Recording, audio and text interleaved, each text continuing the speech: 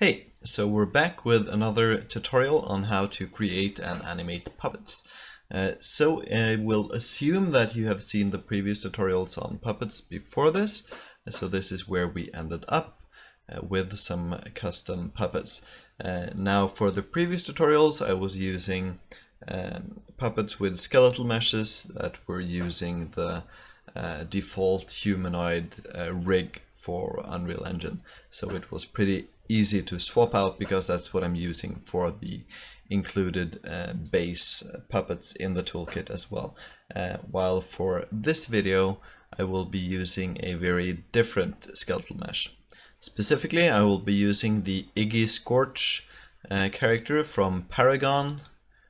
Check this, I can find in here. So this is the one that we will be using. I just chose something that isn't a humanoid skeletal mesh at all. I know that that Epic actually used some tricks so that their strange meshes still kind of conform to the underlying humanoid rig. So there are some tricks you can do there apparently, but for this tutorial I will be assuming that you will be using a completely different sort of skeleton, so you can't just retarget or anything like that. Now you don't need to use this specific skeletal mesh. It's available for free on the Unreal Engine marketplace, but it takes quite a lot of space. When you download the pack you get like 6 different of these, and they are, you know, high poly models with tons of animations, so probably easier and quicker to use a different sort of model, but this is the one I chose. Well, so let's create a puppet based on this one. So we can do much the same to start with as we did in the earlier tutorial. So let's go back to our ATBTT folder here, find units and puppets, and we can base these new puppets also on this tutorial puppet. And I'll create a new child of this, and I'll call it puppet and Iggy. If we go in here we can select our mesh and we can find the Iggy Scorch mesh, so we can use that one. There we are. But now we want to choose a animation blueprint, and we don't have any really animation blueprint that works. I have a test blueprint here I set up earlier, but let's pretend that's not created yet, and we'll make one from scratch. So at the moment we have no animations or anything, so if we select this puppet for this guy here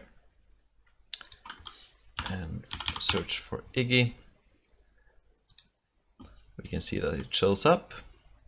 But if we hit play and we select this, we can move even though we're not animating, we're just T-posing, and when I attack the game will just stop because there's no an animation is being queued, or the action system assumes an animation is being queued, and then it waits for the animation to return back to it so it can continue with the next action.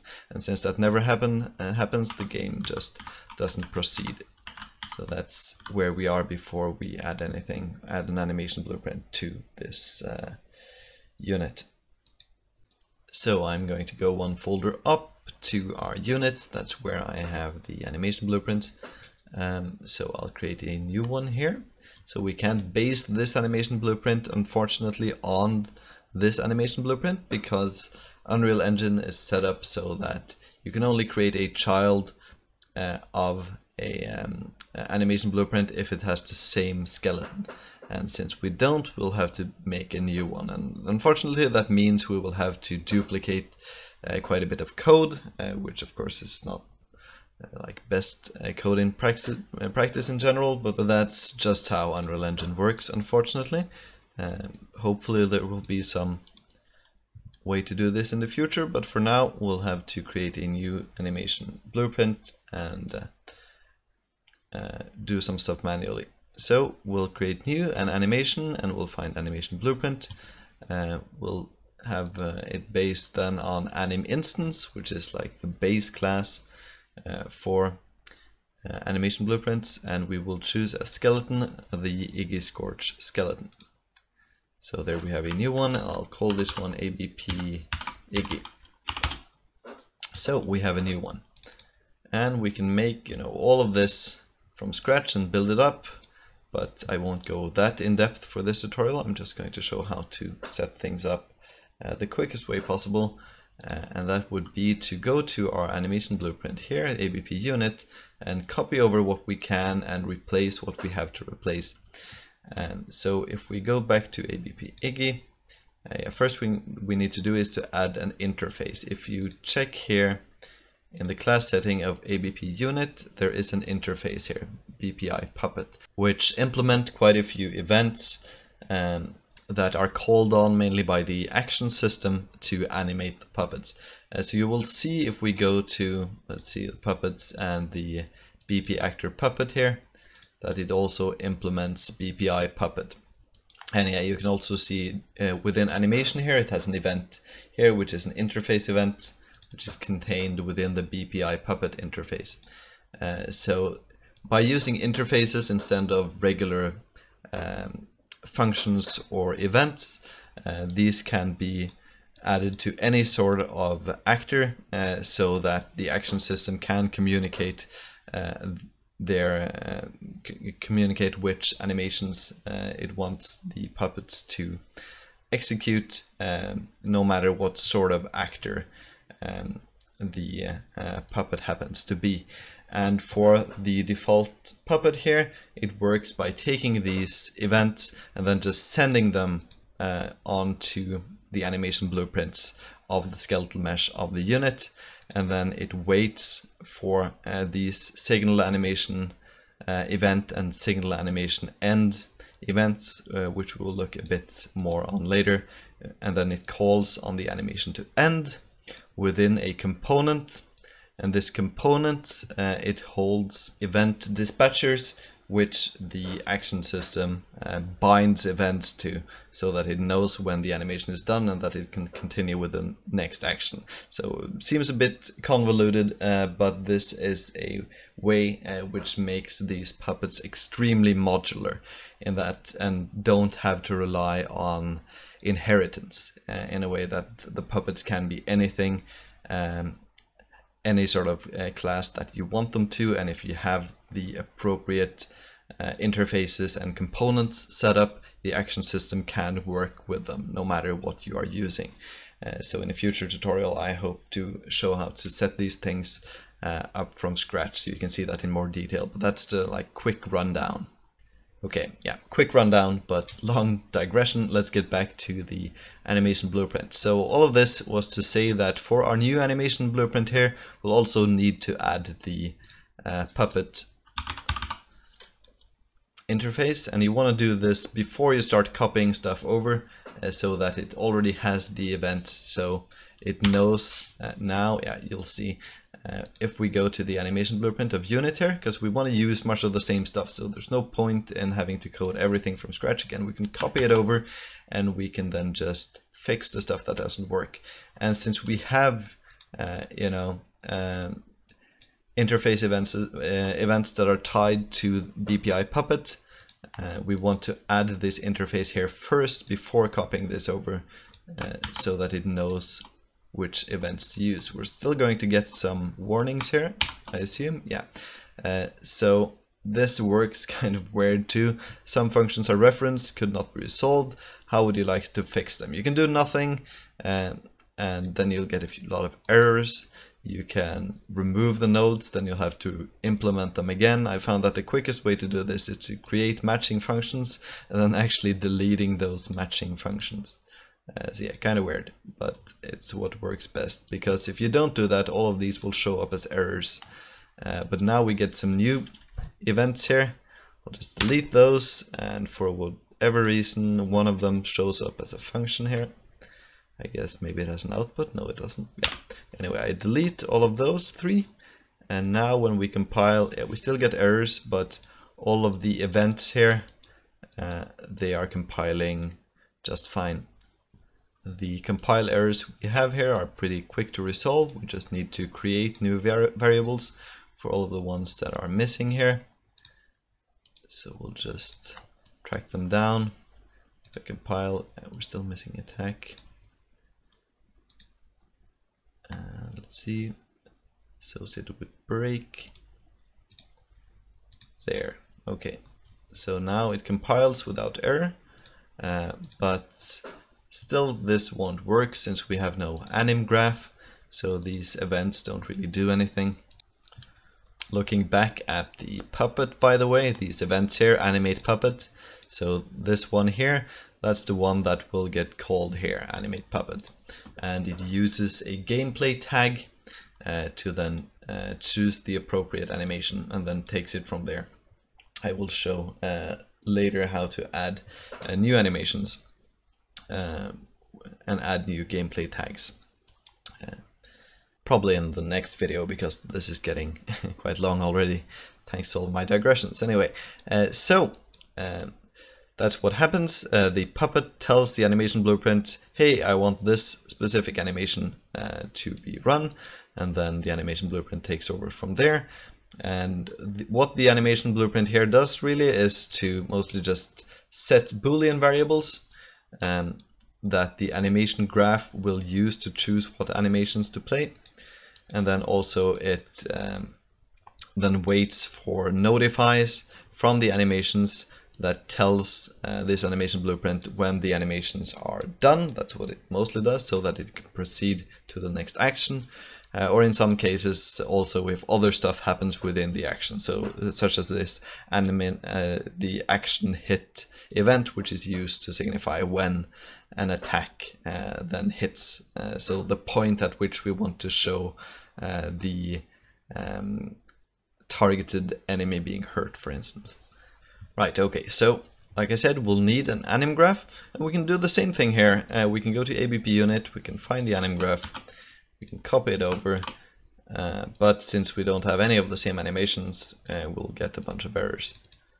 But the transitions should work already, because we have already added these variables, so that's fine at least. But we'll need to find out what new animations we want to have here instead. So let's look at the animations for Iggy Scorch here and find some appropriate ones. So which ones do we need? We need one for death, for attacking, for taking damage, and we'll need a blend space for walking and running. So let's find some appropriate animations. Now we have like a ton of animations to choose from here. So I have already looked through these, so I know some that are good. But if I'm even able to find them now, that's a different question.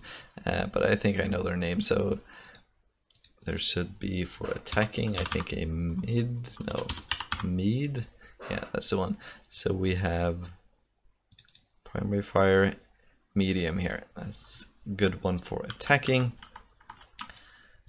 So if we want an attack, we'll need to add the appropriate animation notifies. So let's take a look at the blueprint here and see what they're called. So we have one that's called action hit and one that's called action end. Now the animation here, or the animation blueprint, doesn't realize that these already exist as animation notifies when they have been copied over in this way, unfortunately. But if we name them the exact same names, they will still work without having to re-add them. So we'll have an action hit, like when the byte connects, like there maybe. Add notify, skeleton notify.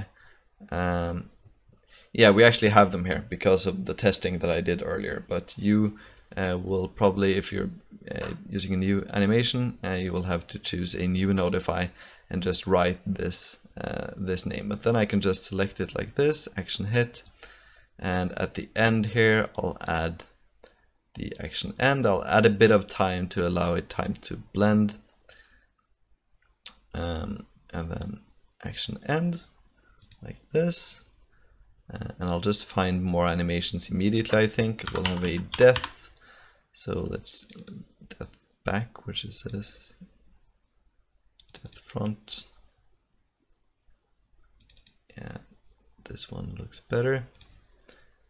And for an animation notify, we will have the death end notify here.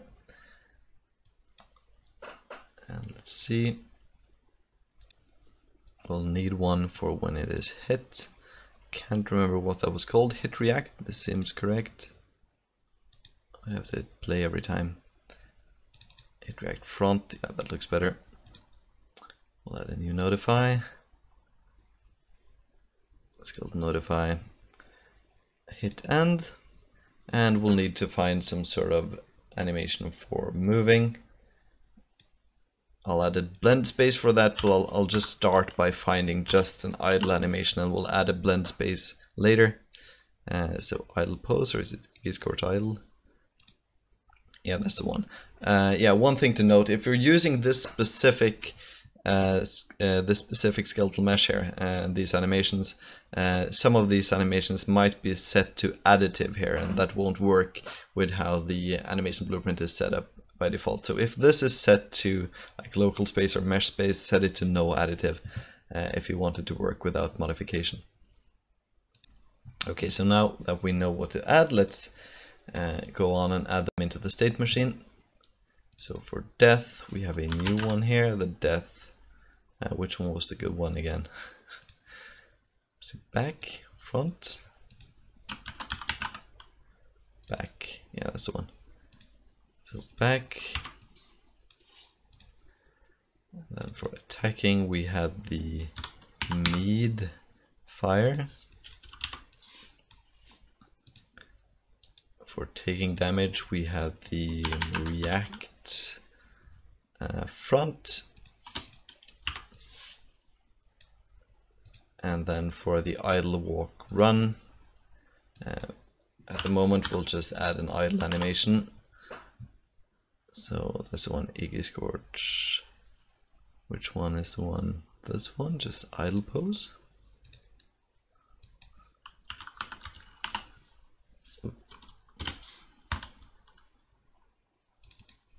Just Iggy Scorch idle.